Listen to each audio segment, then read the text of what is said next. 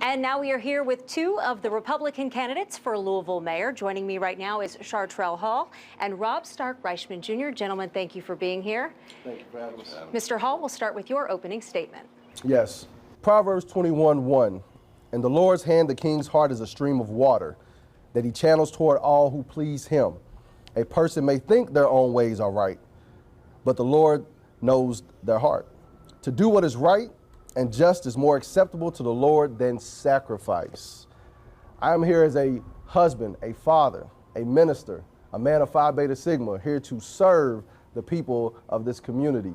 Louisville has been plagued for far too long, and as the next mayor of Louisville, I will bring the proper resources and partner with the people already doing the work and the groups to ensure that our city is better. So I believe I'm called to run, called to serve, and willing to go the distance. Mr. Hall, thank you. Mr. Reichman, your opening statement. My name is Rob Stark Reichman Jr., and I'm running for mayor because this city has gone downhill very fast. It's the Democratic policies that have held it down, and it continues to hold it down. What we need is someone that'll be in there that'll actually work, that's actually going to do work, that knows, the people, knows the policies. The programs that we have program over program. So you have CARES Louisville, and then there's 20 different subsets of it. So each one of those, someone's getting paid on. So we have so many programs that aren't getting paid when LDG, one of the development groups is giving campaign funds while also getting, $209 million. So we need to stop all of this spending, and we need to get back to the basics and start rebuilding Louisville. Thank you both. We'll start with the very first question. Mr. Reichman, we'll start with you. The question is, how will you address the issues related to housing in Louisville, in particular affordable housing, gentrification, and zoning? Actually, affordable housing is one of the big issues that we have. If you look since 2015, Mayor Fisher's been, one of his main goals is to put all these funds into it. However, it's done nothing except for grease the palms of LDG and other development groups. We're still at the same number that we were since he's put an emphasis on it in 2015. And so what we need to do is we need to draw back some of the restrictions, some of the zoning. We need to just build housing as total economics. If there's more supply, then the demand will go down, so price will go down. Their definition of affordable housing is 30%, of their income. That could go to a millionaire's house. That could go to a mansion's house. So their affordable housing does not necessarily affect low-income people, minorities, or anybody that actually needs it. Thank you. And candidate Hall, the same question. I believe it starts with the mindset first and foremost. So to the value and appreciation of our city has not come and been reflected from leadership down. Thank you, Rob. It was a great catch there from me. So I believe a lot of abandoned properties that we have, given the leadership and the power of having the pen, the city can buy back those and continue with the renewable energy program. We can continue to sell those back to different development groups locally and put policies in where you have to reside in Louisville to ensure the economy stays in Louisville. And then we build those homes back renewable efficient with solar panels and other things, and then be able to raise the appreciation and value of the community by the people, because it has to be of the people, for the people, and by the people. Thank you both. Question number 2. We cannot incarcerate our way out of social problems, crime, violence, drugs, mental illness, among many. What is your plan to address these issues? Mr. Hall? So that's my two biggest issues, is public safety, and it goes hand in hand with mental health. We have to address the issue of mental health. That Louisville is the top, Kentucky is the top ranked state, 10, the top ranked state, 4.96% of adults with mental illness. That's going to reflect and continue to rise. It goes down to the children until we address the misguidance, the misinformed, the misinterpreted. So I have a lot of plans that is put together by my team administration for mental health cards, for relying on mental health experts, period, across the board, allowing the therapy to take place for the healing that we speak of, but are you able to address and connect? My wife is a social worker and has been for over a decade. So I've heard everything from the core all the way up to where she is now. In regards to safety, when it comes to policing, it's about appointment of leadership. We have to have the proper leaders. We have to have the discernment to choose. Again, Louisville. Are we consulting with those in Louisville who were former police chiefs and who were former corrections chief, which I have had those conversations to sit down with those individuals on board. So the key piece is the discernment of leadership and addressing the mental health, because with our mental state, it's the key.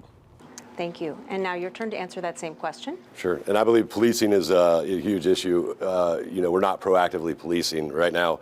There's neighborhoods that are very high crime neighborhoods. Most of the people in those neighborhoods are not criminals, but they're surrounded by it, and they're unwilling to speak with the police. So, we need to proactively go after any of the spots that have the tough crime, have the very violent crime, so that way we're pinpointing what we need to do. But the issue is our judicial system, who fails to do anything to, people that have had vicious crimes, any type of, they're just put on probation or they're let out. And so a huge issue is basically the way we police, but that's as a result of no backing from the mayor. He uses them as a scapegoat. And so what we need to do is proactively police. Thank you. All right, candidate Reichman, we will start with you for question number 3. Returning to the economy, what is your plan to spur economic growth and development in Louisville, especially in downtown Louisville? Right. Well, and I think one of the issues with downtown right now is a lot of the graffiti, a lot of the broken windows. There's homeless camps everywhere that are trashing everything up. And so we need to get people to remove the homeless camps, and we need to put them somewhere they need to be assessed. We can get local organizations to get them together to determine where they want. A lot of Mayor Fisher's thing is he's going to do the tent city. However, that doesn't solve the problem, because you need to have these people, evaluated. They need to be able to be treated by their health, by their mental health, and get into some place where they need to go. And so a lot of it is the homeless camps. However, we need some innovation, we need some technology, and we need to redesign downtown. And a lot of that will do with taking away a lot of the red tape as far as building, zoning, and so we just need to basically go into with some technology innovation. Candidate Hulk, same question. So the word neglect always is what runs to my mind. A lot of areas have been neglected. We know that COVID, the pandemic, we know that other issues, Breonna Taylor, and it's caused a true issue in our city, but neglect was already there. It just revealed it first and foremost. So how do we bring in the economy? It starts with getting people back to work. But this helplessness and hopelessness that we have, the inspiration that we need, the love that we need to see, the energy that needs to be in our city, people are ready. They'll move for the right leader first and foremost. So it's time to get up and get started and get ready and get moving. Secondly, downtown, we have to partner with David Beck and Kentucky Venues and Exposition Center, with local businesses down there, as well as those who want to have businesses. The hospitality has been neglected so much, and also we need to make sure that we bring in the CVB and work with these partners more strategically and provide them what we need to make sure the economy goes up before we bring something else in to our city. We need to clean up Louisville first. Thank you.